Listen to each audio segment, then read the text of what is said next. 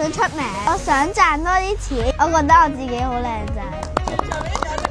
Hello， 大家好，我係 Joey， 今年9歲。我係 Joey 嘅爸爸 Josh。興奮，機會可以贏1萬蚊。佢冇零用錢嘅，想佢覺得所有嘢係理所當然攞得到咯。我哋默書咧，如果攞8字頭或者以上就有5蚊。考試嘅話咧，8字頭咧就有50蚊，9字頭有75蚊。努力就有回報咯。佢係有個心願望咧，就係可以上電視啊。咁啊，遮個頭型啲。每1秒畫個 pose。